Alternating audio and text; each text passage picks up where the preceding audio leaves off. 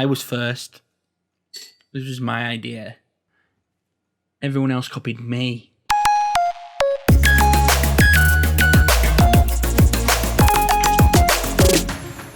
We've been seeing each other for about a month now. I guess things are getting kind of serious. Maybe we should make it official. That's fucking right. 1 month of video game therapy. You can officially consider yourself therapized. I've decided that I need a thing for you guys, like a subs thing, you know? You guys can be my patients. I get it, because like I'm video game therapy and you're the patients. Because I'm your therapist. You don't like it? I don't fucking care. So, at the time of making this video, I have 185 patients on my caseload. There's 185 subs. Okay, I've just fucking explained it. I've just explained what it means. We're small fry, guys, but we want to be big fucking fry. Right now, we're a small, teeny tiny, but beautiful community, and I need you guys to help us grow. So if you're a regular here, if you're already subbed, tell your friends, tell your fam, steal your sibling's laptop and sub on their account. This is just the beginning. If you're new here, jump on the party bus. There's plenty of fucking room. Those of you that have subbed to me already and been watching my videos, massive thank you. It's been so much fun and amazing to see the support that I've had so far doing this. So thank you for that. Also, with that in mind, I want to give a massive shout out to Joey Messenger. Little backstory, Joey is 13 years old and he's been regularly checking out my videos. He was diagnosed last year with stage 3 Hodgkin's lymphoma, and he has just last week finished his last course of radiotherapy. Joey, I had a chat with your mum and your auntie a few days ago, and they told me that you've been such a trooper throughout your treatment.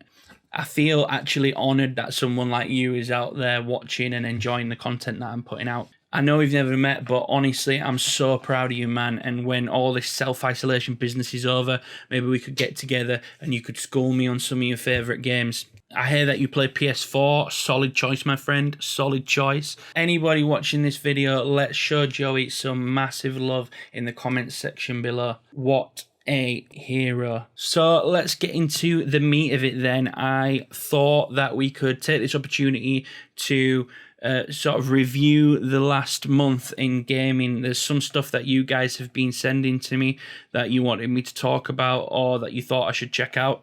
Some things you may have seen, some things you may not have seen, but what you definitely haven't seen is my very important opinions. Quick recap on some games that came out then over the last month. April 10th, we finally got the remake of Final Fantasy VII. It speaks for itself. It's an age-old classic.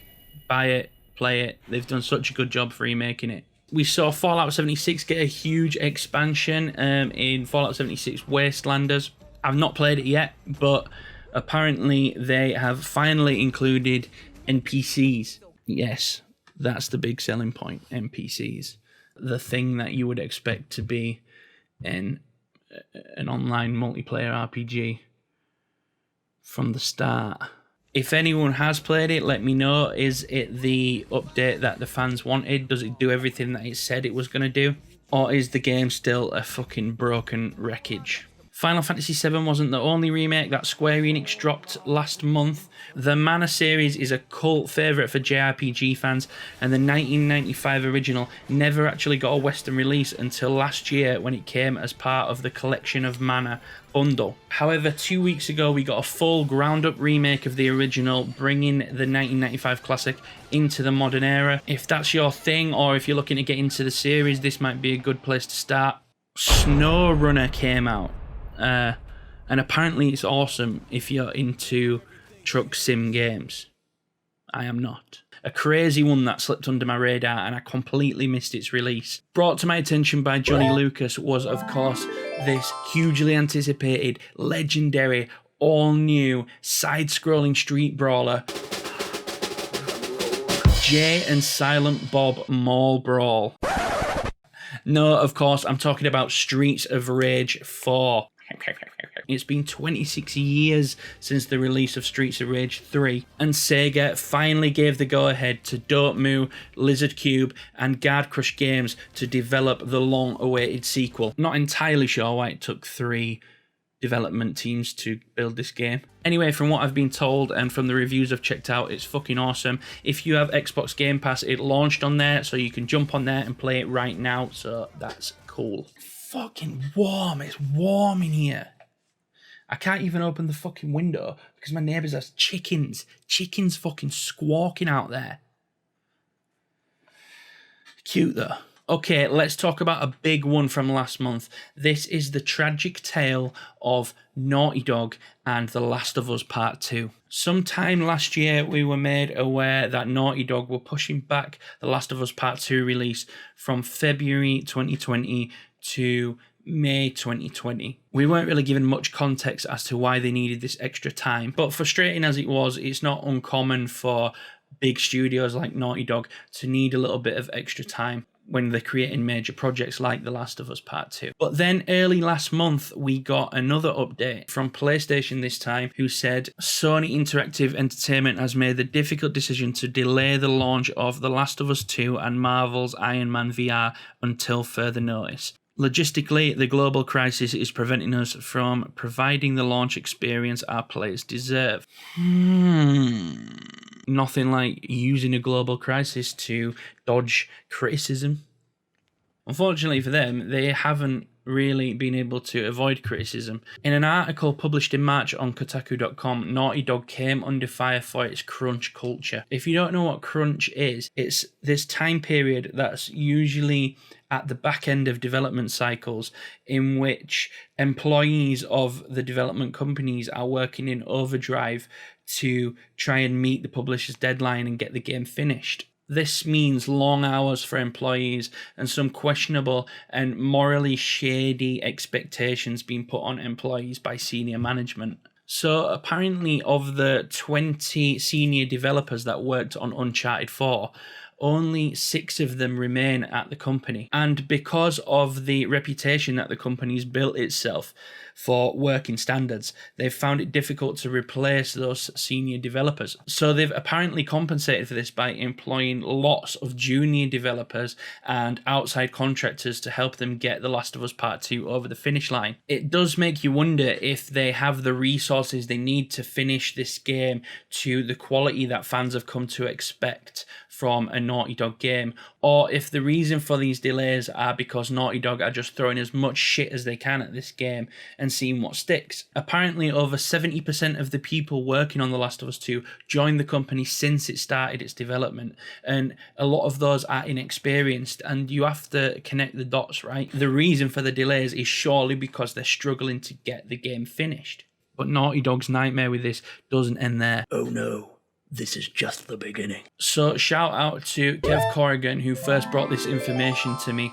Obviously, it's all over the internet now, but Kev literally sent me this video like just hours after it was reported to have happened. So what Kev sent to me was a video of unreleased footage from the game, and apparently it was the whole fucking thing, start to finish, a full build of the game.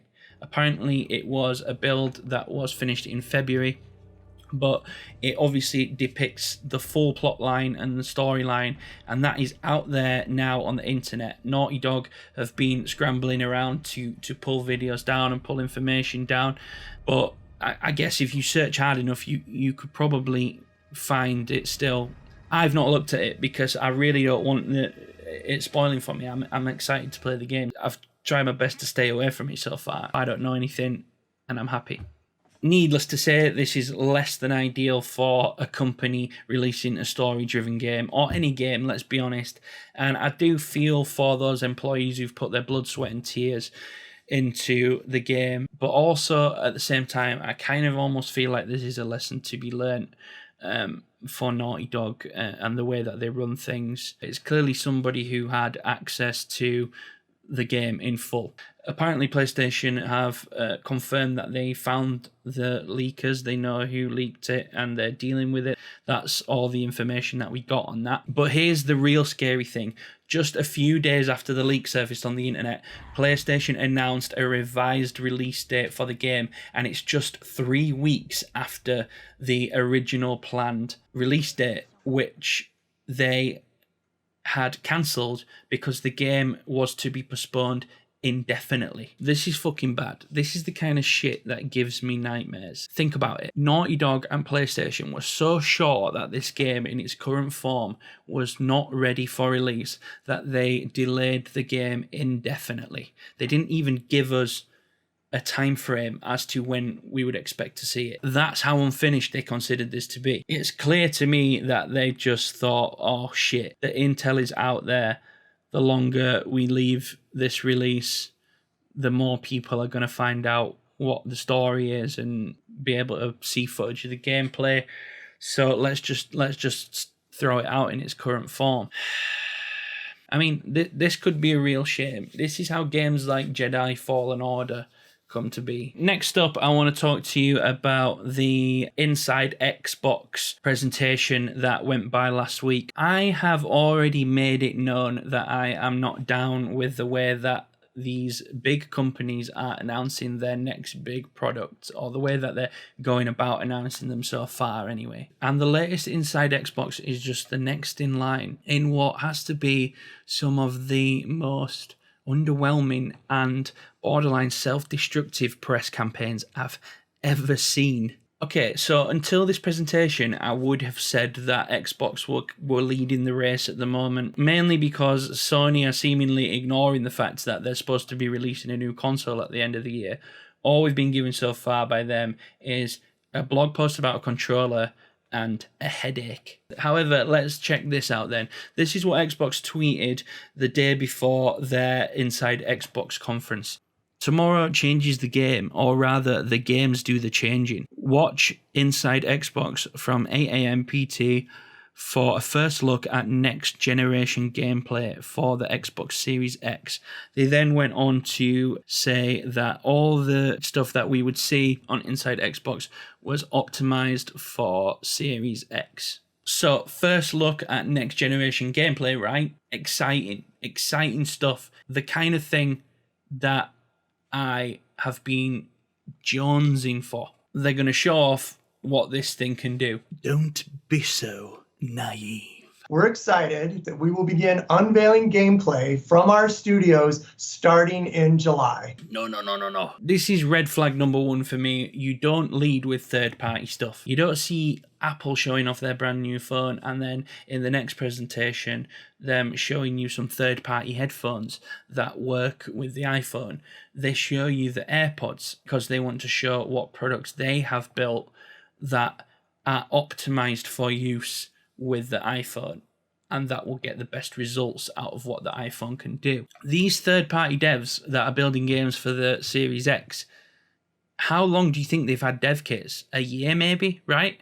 Most of these games will have probably been in development for over a year. So how can they say that these games are optimized and built for next generation? They're not. They're current generation games that will be available on the next generation. Look at this shit. Is this what you had in mind for next-gen graphics? This right here is current-gen graphics.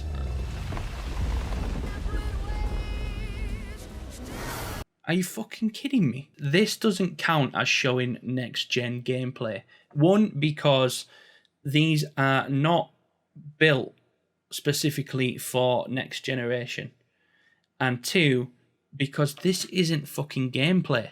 There's no HUD.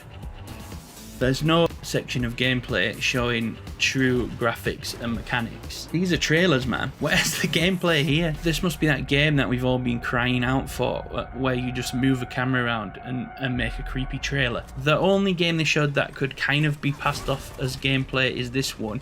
Don't get me wrong, it looks fucking cool as fuck, but quite clearly this is pre-rendered gameplay style footage. They then go on to say that one guy made this, so I'm thinking, okay, so someone sent you this and it looks cooler than the other shit that you were planning to show, and it's more representative of what you promised the fans from this presentation. So we're just gonna bang it on the front. Here's a good one. The big reveal, the thing everyone's been waiting to see, the selling point of this presentation: Assassin's Creed Valhalla gameplay.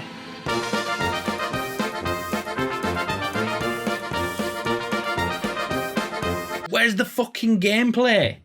Well, it was put together in the gameplay engine. Great. But it's not gameplay, is it? This shows us absolutely nothing about what to expect from Valhalla gameplay. Do you think we're fucking stupid? I feel insulted. I want to speak to the manager. It all just feels a bit like I'm being sold a second-hand car by Harry Wormwood. Xbox have responded, and in fairness, they were pretty classy about it. Aaron Greenberg, who is the managing director of Microsoft Studios marketing team, he responded to a tweet saying this: "Had we not said anything and just shown May inside Xbox like we did last month, I suspect reactions might have been different. Clearly, we set some wrong expectations, and that's on us. We appreciate all the feedback and can assure you we will take it all in and learn as a team." So, I mean, I guess there's a shred of hope that they're holding their hands up and saying, look, we made a mistake, we'll do better next time. But it's just all a bit fucking dodgy, innit? It's like they're shady salesmen, and they're just kind of seeing how far they can push the bullshit before we go, clearly this is bullshit. All right, let's rattle off a few quick ones before we finish. Some sad news sent to me in a link by Christoph Shigiel. Paul Haddad, who was the original voice actor for Leon Kennedy from the original 1998 version of Resident Evil, sadly passed away last month. It doesn't say how he passed, but he was just 56 years old. Sad news there. A huge, well-respected name in the Resident Evil community. So, Paul Haddad. Next up, Dan Rivington sent me this really cool concept video for a PS5 model. Now, it is just fan art, it is just concept art, but it is definitely the coolest one that I've seen so far. I love this concept. It shows off some really cool features. It shows off different colorways we could expect, and it shows the PSVR 2. Whoever's made this has clearly put some hours into making it. I'll link the video in the description below so you can check it out. I'm going to finish today's video off with this really, really cool YouTube that I've come across. This guy basically takes N64 source code and creates new and hybrid games from that source code. The thing that caught my eye was this, which is, he's built an N64 version of Super Mario Odyssey, which is just fucking cool. And the best thing about it is you can just download and play all these creations for free. He just puts them up there. There's some really cool stuff on here. He has made a Portal 64 as well, so Portal fans, you might want to check that out. And he also does an F3 video every year, which is like mimicking E3 but for fan-made games. So some really, really cool content to check out on there. Again, I'll leave the link in the description. So yeah, that's it. It's been an awesome month for me. I've really enjoyed putting these videos together, putting them out there, connecting with other like-minded people that are interested in gaming and interested in what I'm creating as well. Shout out to my boy Chris Moran, who sat and played the full way through Resident Evil 3 in one sitting with me, and we raised £815 for the NHS. Massive highlight of our first month. And I know it's early on, but I can already feel an opportunity to build a really cool community here. And you guys who are watching now, you guys are the fucking OGs, all right? So stick around, get more people on board, and just thank you so much for the support. To those who've sent me some cool things to check out over the last month, keep them coming. And if anybody else wants to send some stuff, if you've got me on socials already, fire them over in a message. If you haven't got me on socials, there's a link in the description to the VGT Instagram. Feel free to fire me a message on there and I'll check out the stuff. Maybe it'll end up in a video. Don't forget to show some love for Joey in the comments below. What an absolute living legend. Thank you for watching. Like, subscribe, tell your friends. I'll see you in the next video.